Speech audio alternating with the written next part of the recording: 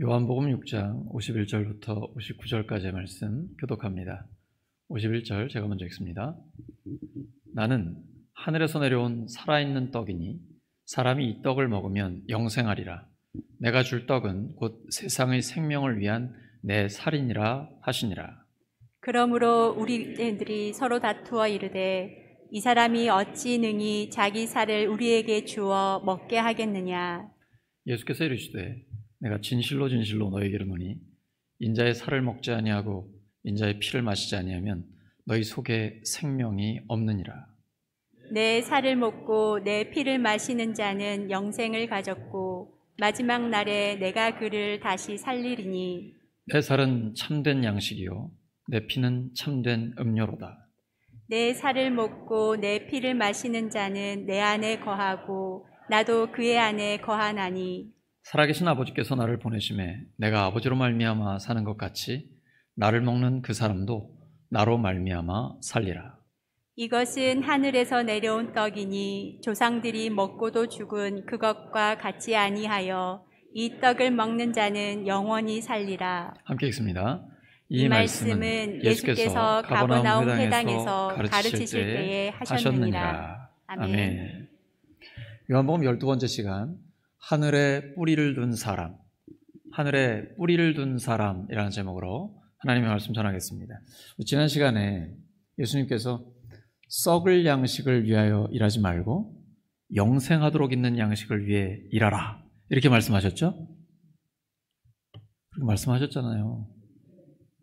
일주일 전에 영생하도록 있는 양식을 위해 일하라, 이렇게 말씀하시니까 그 말씀을 들은 유대인들이 영생하도록 있는 양식을 위해 일하는 것이 바로 하나님의 일이겠구나, 이렇게 생각을 하고 예수님께 여쭤봅니다. 그러면 우리가 어떻게 해야 하나님의 일을 할 수 있습니까? 뭔가 하나님의 일을 하고 싶다라는 거죠. 의욕이 넘치는 겁니다. 예수님은 거기에 대해서 이렇게 대답을 해주십니다.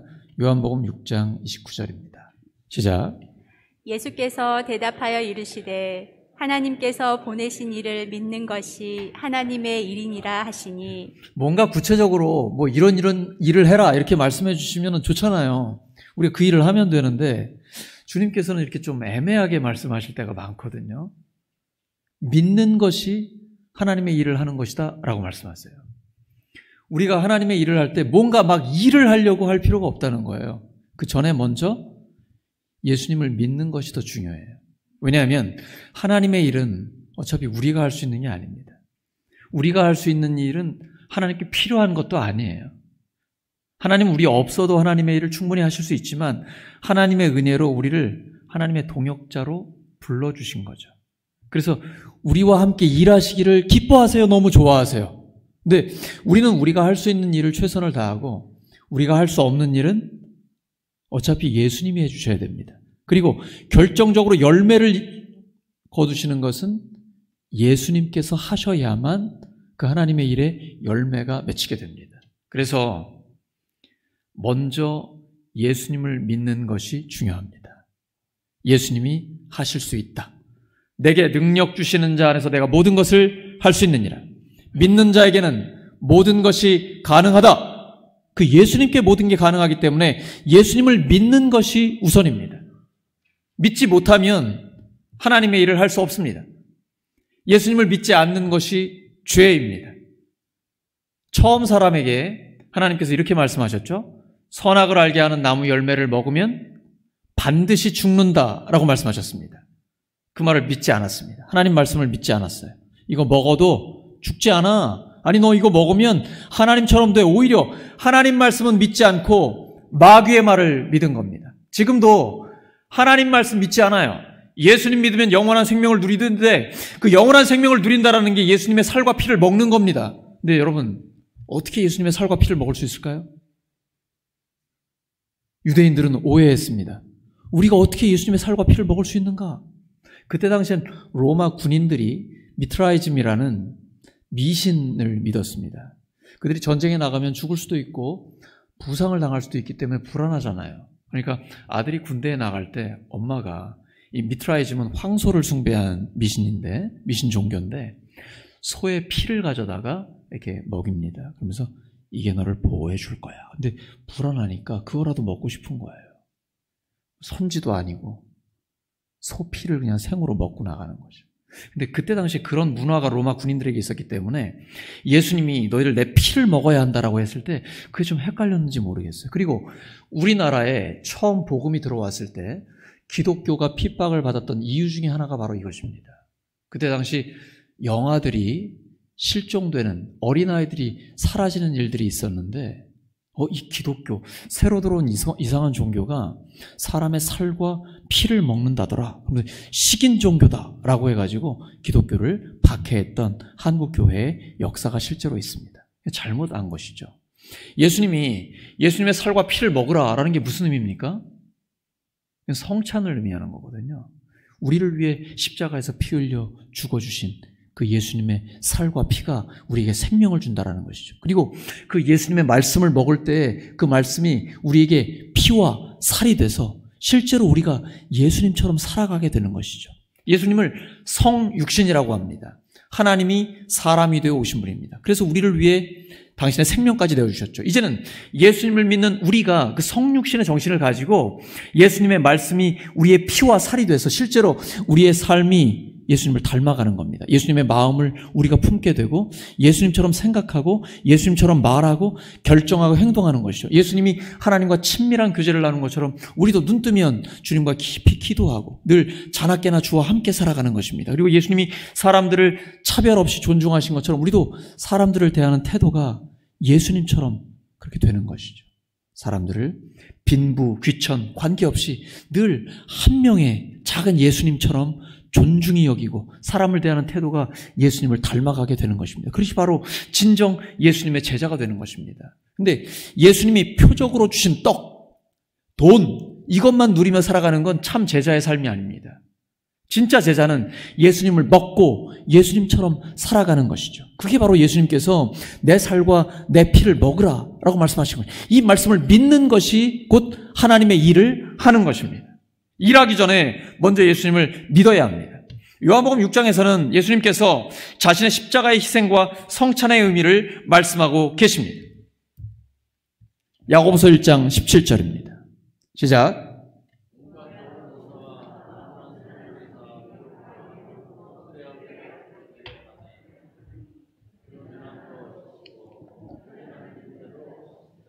온갖 좋은 은사와 온전한 선물이 다 위로부터 옵니다. 하나님께서 우리에게 영적인 양식만 주는 게 아니라 모든 좋은 것이 다 하나님께로부터 옵니다. 우리 교회, 가정, 일터, 모든 삶의 자리에서 좋은 것들은 다 하나님께로부터 오는 것입니다. 그걸 마음껏 누리시기 바랍니다. 근데 육체적인 것만 누리고 영적인 것은 뒤로 한다 그러면 가장 중요한 것을 놓치는 것입니다. 예수님께서 내 살을 먹고 내 피를 마셔라. 그래야 영원한 생명을 얻을 수 있다, 누릴 수 있다라고 말씀하시니까 이 말씀 너무 어렵다라고 얘기하는 거예요. 우리가 어떻게 그의 살과 그의 피를 먹을 것인가? 그리고 그러면 예수처럼 살아야 한다라는 것인데 예수님처럼 다른 사람들을 위해 자기 자신을 선물로 내어주고 자기를 희생하고 자기를 내어주는 삶을 살아야 되는데 너무 어렵잖아요. 이 말씀은 너무 어렵다. 내가 공감하기 어렵고 이해하기 어렵고 그렇게 살기도 어렵다. 그러면서 전부 다 떠나가요. 딱 12명만 남게 됩니다. 그때 예수님께서 12명의 제자들에게 이렇게 물어보십니다. 너희도 가려느냐? 예수님의 안타까운 마음이 거기에 묻어있죠. 너희도 가려느냐? 예수님이 표적으로 오병이의 이적을 일으켜서 어린아이 도시락 하나 가지고 남자만 5,000명, 10,000명 이상의 그 수많은 사람들을 다 먹여 살리니까 때를 지어 예수님께 찾아왔습니다. 먼 데까지 배를 타고 왔어요. 그리고 예수님을 왕으로 추대하려고 합니다. 이제 로마로부터 우리를 독립시켜주고 경제적으로 우리를 부강하게 만들어줄 것이다. 와, 예수가 정말 우리가 기다렸던 메시아다라고 했는데 예수님이 내 살과 내 피를 먹고 마셔라 라고 영적인 말씀, 가장 중요한 말씀을 선포하니까 그때는 다 떠나가게 되는 것입니다. 너희도 떠나려느냐? 이 땅에서 잘 먹고 잘 살고 부와 명예와 돈과 출세와 권력과 이런 걸 주신다면, 예수 믿으면 건강해지고 자녀손들 잘 되고 돈 많이 벌고 이런 말만 막 할 때는 수많은 사람들이 구름대처럼 몰려오다가 예수님의 살과 피를 먹어야 합니다. 예수님처럼 희생해야 하고 예수님처럼 자기를 내어주는 삶을 살아야 합니다. 우리가 가는 길은 좁은 길입니다. 고난의 길입니다. 이렇게 얘기할 때는 사람들이 다 떠나가는 거예요. 12명만 남게 됩니다. 그때 베드로가 대표로 얘기합니다. 주님, 영생의 말씀이 여기 있는데 저희가 어딜 가겠습니까? 주님은 하나님이 보내신 거룩하신 분입니다. 그때 예수님 너무 흐뭇하신 거예요. 예수님이 밤새도록 기도하시고 12명을 뽑으셨거든요. 내가 너희를 뽑지 않았느냐. 그런데 너희 중에 한 명은 마귀다라고 말씀하세요. 사실 예수님 이런 말씀 안 하시잖아요, 잘. 마귀의 하수인이 있다라는 것이죠. 그 중에 한 명이 가룟 유다, 예수님을 팔자가 그 안에 있기 때문에. 근데 예수님 이렇게 말씀하십니다. 12 중에 하나라고 말씀하세요. 가룟 유다라고 콕 찍어서 말씀하지 않고 12 중에 하나가 나를 팔자다라고 말씀하세요. 그 말은 12명 모두 예수님을 배신할 가능성이 있다라는 거예요. 우리도 마찬가지거든요. 이 땅에서 살면서 예수님 믿고 어려울 때가 있습니다. 왜냐하면 우리가 가는 길이 희생해야 되고 나를 내어주는 삶이어야 되기 때문에 그러다 보면 고달프고 어렵거든요. 좁은 길이거든요. 너무 어려워요. 그러다 보니까 예수님을 멀리하기도 하고 예수님을 떠나가기도 하거든요. 우리에게도 늘 배신, 예수님을 떠나갈 가능성이 열려있기 때문에 주님 그렇게 말씀하시는 거예요. 우리는 베드로처럼 끝까지 그렇게 고백하기를 원합니다. 영생의 말씀이 여기 있음에 우리가 어디를 가겠습니까? 주님은 하나님의 거룩하신 분입니다. 우리는 주님 가신 그 길을 끝까지 따라가기를 원합니다. 요한복음 6장 전체의 요절이 요한복음 6장 51절입니다. 요한복음 6장 51절 시작. 나는 하늘에서 내려온 살아있는 떡이니 사람이 이 떡을 먹으면 영생하리라. 내가 줄 떡은 곧 세상의 생명을 위한 내 살이니라. 다시 한번 시작. 나는 하늘에서 내려온 살아있는 떡이니 사람이 이 떡을 먹으면 영생하리라. 내가 줄 떡은 곧 세상의 생명을 위한 내 살이니라. 이제 예수님이 직접 말씀하십니다. 내가 하늘로부터 있는 살아있는 떡이다. 나를 먹으라는 것입니다. 예수님의 십자가 그리고 죽음을 이기고 일어나실 그 부활에 대한 말씀을 여기서 직접적으로 말씀하고 계신 것입니다. 예수님이 내 살을 먹고 내 피를 마셔라. 그래야 영생을 가졌다. 근데 여러분 이 말씀 어디서 많이 들어본 말씀 아닙니까? 떠오르지 않으세요? 십자가를 지시기 전에 최후의 만찬에서 하셨던 바로 그 말씀이죠. 마태복음 26장 26절에서 28절입니다. 시작. 예수께서 떡을 가지사 축복하시고 떼어 제자들에게 주시며 이르시되 받아서 먹으라. 이것은 내 몸이니라 하시고 또 잔을 가지사 감사기도 하시고 그들에게 주시며 이르시되 너희가 다 이것을 마시라. 이것은 죄사함을 얻게 하려고 많은 사람을 위하여 흘리는 바 나의 피 곧 언약의 피니라.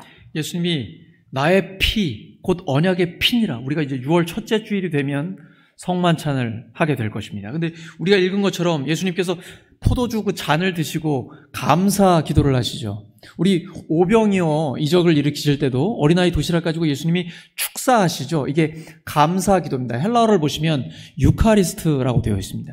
우리가 성찬을 헬라어로 유카리스트라고 합니다. 가장 중요한 성찬의 정신은 감사입니다. 뭘 감사할까요? 우리를 사랑해서 생명까지 내어주신 것, 살이 다 찢기시고 피를 흘려주신 그 예수님의 사랑에 감사하는 것입니다. 근데 그 앞에서 우리의 죄를 회개하고 돌아볼 때도 있어요. 그러나 그 죄에 대한 회개를 넘어 가장 중요한 것은 주님 앞에 감사를 드리는 거예요. 그리고 기억하는 것입니다. 예수님의 죽으심과 부활을, 아니 그 이전 창조하신 그 하나님. 요한복음 우리 1장에서 읽었습니다. 태초에 말씀이 계시니라. 이 말씀은 하나님과 함께 계셨으니 이 말씀은 곧 하나님이시니라. 말씀이 육신이 되어 오신 분이 예수 그리스도죠. 바로 창조의 주님부터 기억하는 거예요. 그리고 마지막 역사의 끝이 되는 예수님의 재림까지, 창조부터 재림까지, 그리고 예수님의 죽으심과 부활, 이것을 기억하고 있는 것입니다. 그런데 카톨릭은 미사를 할 때마다 성만찬을 하죠. 천주교하고 개신교가 조금 다른 것이 있습니다. 천주교는 화채설입니다. 수박 화채가 아니고요. 될 화자, 몸 채자를 써가지고 몸이 된다라는 것이죠. 그래서 신부가 성만찬을 앞에 놓고 기도를 하면 이 떡과 포도주가 실제로 예수님의 몸과 피가 된다라는 것입니다. 2000년 교회 역사를 보면 화채설이 먼저 있었습니다. 그런데 우리 개신교는 기념설을 가지고 있습니다. 그래서 이게 실제로 예수님의 몸과 피는 아니지만 우리가 예수님의 살과 피를 먹는다. 그것은 그 예수님의 몸과 피를 먹어 우리가 영원한 생명을 얻었으니 이제 예수님의 그 몸과 피가 우리의 피와 살이 돼서 우리의 삶을 통해 예수님의 삶이 그대로 드러나기를 원합니다. 언제까지요? 주님 다시 오시는 그날까지. 그리고 하나님이 저를 부르시는 그날까지 이렇게 기도하면서 감사하면서 성만찬에 참여하는 것이죠. 그리고 예수님을 믿는 모든 형제 자매들이 예수님의 살과 피를 함께 나누면서 하나님의 가족이라는 것을 선포하는 것, 이것이 성만찬입니다.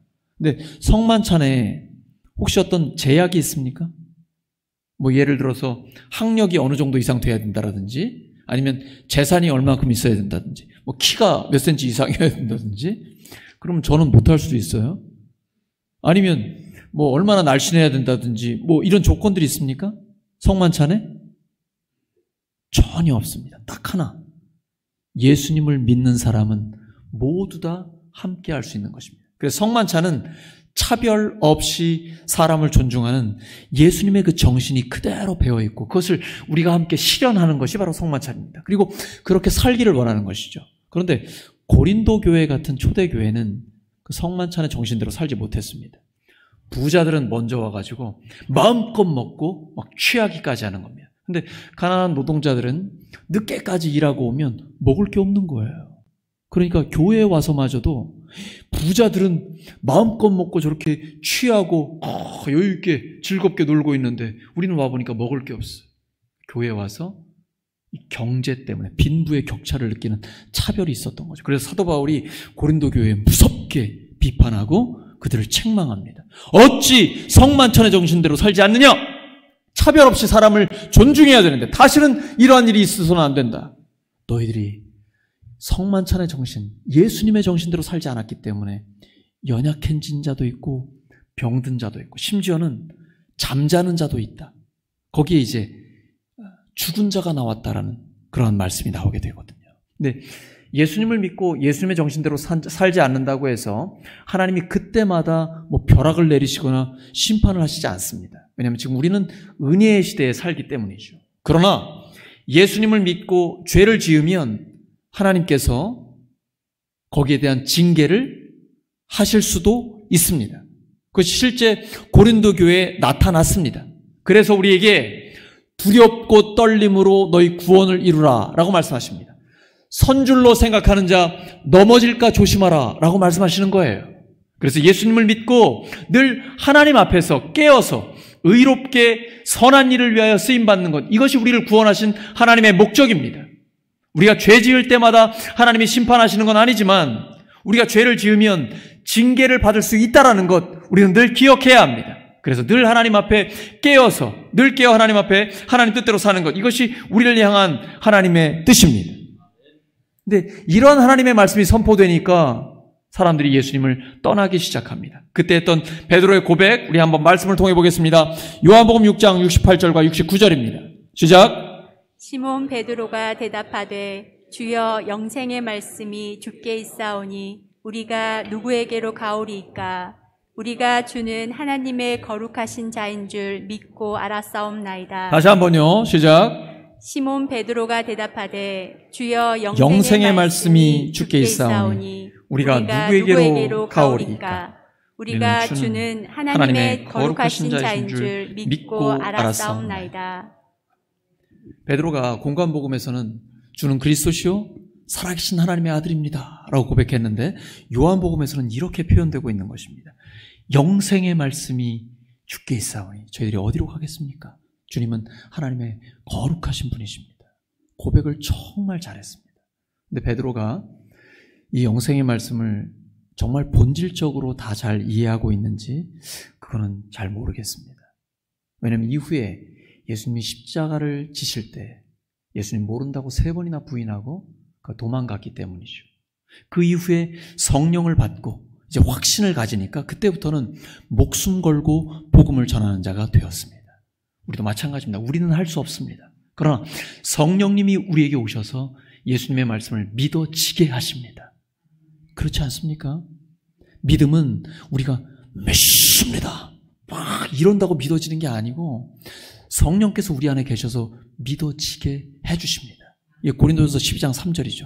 성령이 아니고는 예수님을 주님이라고 고백할 수 없습니다. 근데 우리 안에 성령님이 계시기 때문에 예수님의 죽으심과 부활의 복음이 믿어지는 거예요. 그래서 영생의 말씀을 떠날 수가 없는 거예요. 비록 우리가 가는 길이 좁은 길이지만 생명의 길이고 고난의 길이지만 영광의 길이라는 확신이 우리 안에 있기 때문에 그 길을 묵묵히 걸어가는 것입니다. 내가 매일 기쁘게 순례길 행하면 우리가 가는 길이 좁은 길이지만 기쁘게 가는 이유가 우리 안에 성령님이 함께 계시기 때문입니다. 우리가 베드로처럼 고백하고 베드로의 고백처럼 살기를 소망합니다. 그래서 주님께서 내가 너희들을 선택하지 않았냐라고 기쁘게 우리를 받아주시기를 예수 그리스도의 이름으로 축원합니다. 네, 안타까운 말이 예수님의 마지막 말씀 부분에 나와요. 너희 중에 하나는 마귀다. 그리고 71절에는 이렇게 요한이 기록을 하고 있습니다. 이 말씀은 가룟 시몬의 아들 유다를 가리키심이라. 그는 12 중에 하나로 예수를 팔자러라. 근데 여기에서 헬라어로 멜로라는 단어가 쓰입니다. 뭐 멜로드라마의 그 멜로가 아니고 바야흐로 뭐뭐하게 되다라는 뜻이에요. 근데 이게 미완료 시제로 쓰입니다. 그 말은 갑자기 뭐 충동적으로 예수님 이제 팔아야겠다 이게 아니고 미완료된 거예요. 그동안 계속해서 쌓인 겁니다. 처음에 예수님을 따르기 시작했을 때는 예수님의 말씀이 너무나 권위가 있고 병든 자를 고치고 죽은 자를 살리고 놀라운 능력의 주님이라 정말 이분이 우리의 메시아가 될 수 있겠다. 군사적으로 독립시켜서 로마로부터 우리를 자유롭게 하고 경제적으로 굉장한 부강한 나라를 만들 수 있겠다. 이분이 왕권을 차지하면 우리도 한 자리씩 차지할 수 있겠다. 근데 가면 갈수록 예수님의 말씀이 이상해지고 부담스러워지는 거예요. 그래서 점점 회의가 들어요. 내가 정말 예수를 따르는 게 맞나? 내가 찾던 그 정치 지도자, 군사적인 지도자가 맞나? 점점 더 의심이 들어오기 시작해요. 계속해서. 그러다 결정적으로 바로 요한복음 6장의 말씀. 내 살과 내 피를 먹고 마셔야 한다. 이 말씀을 듣고는 이제 결정한 거예요. 이제는 아니다. 나는 예수를 팔아버려야겠다. 그 생각을 여기서 하게 된 것입니다. 우리는 그래서는 안 되겠죠. 요한복음 6장 57절입니다. 시작. 살아계신 아버지께서 나를 보내심에 내가 아버지로 말미암아 사는 것 같이 나를 먹는 그 사람도 나로 말미암아 살리라. 나로 말미암아 살리라. 이 말씀이 중요한 거예요. 예수님이 예수님의 살과 피를 먹으라는 말씀은 예수님이 우리의 밥이 된다는 것입니다. 떡보다는 번역이 밥이 좋습니다. 영어로는 브레드라고 되어 있는데 빵이나 밥은 날마다 먹는 거잖아요. 먹어야 되고 먹어도 질리지도 않고 그것처럼 예수님의 말씀, 예수님은 우리가 날마다 주식으로 먹어야 합니다. 그때에만 영적으로 우리가 살 수가 있는 것입니다. 우리가 예수님의 말씀을 날마다 먹고 예수님으로 사는 거예요. 그래서 그 말씀이 우리의 육신이 돼서 그 말씀이 우리의 삶이 되는 것이죠. 마태복음 7장 13절과 14절입니다. 시작.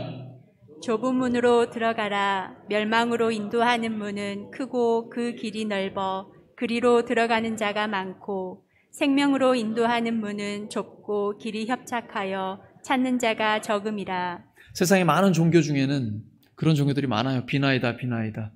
이 종교를 믿으면 병 낫고 돈 많이 벌고 출세하고 자녀손들 잘 되고 막 치병 기복에 대한 미신적인 종교들이 세상에 많습니다. 성경은 그게 우선이 아닙니다. 먼저 하나님 나라와 하나님의 의를 구해야 됩니다. 근데 그러려면 내가 나를 희생해야 되고 나를 내어줘야 됩니다. 예수님처럼. 그래서 그 길은 좁은 길이에요. 찾는 사람이 많지 않아요. 와, 병 낫고 복 많이 받고 이 땅에서 출세하고 내가 하고 싶은 대로 잘 됩니다. 형통하게 해줍니다. 그러면 엄청난 많은 사람들이 막 따라와서 교회가 가득 차고 인기가 절정에 이르겠죠. 아니에요. 우리가 희생해야 됩니다. 그것이 십자가의 사랑이요 십자가의 정신입니다. 그때부터 사람들이 떠나기 시작하는 거예요. 우리가 가는 길은 좁은 길이고 우리가 들어가는 문은 좁은 문입니다.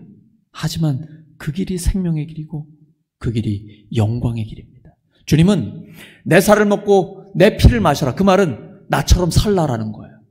그 말씀 들은 제자들이, 또 많은 사람들이 이 말씀 너무 어렵다라고 얘기하는 것이죠. 그러나 진정한 제자들은 그 길을 걸어가는 것입니다. 거짓 제자들은 예수님이 표적으로 주신 떡, 돈, 그것만 먹습니다. 그건 진짜 예수님 제자 아니에요. 진정한 예수님의 제자는 예수님을 먹는 겁니다. 그리고 예수님처럼 살아가는 겁니다. 비록 좁은 길이지만 그 길을 묵묵히 걸어가는 것이죠. 그때 주님이 잘했다. 착하고 충성된 종아.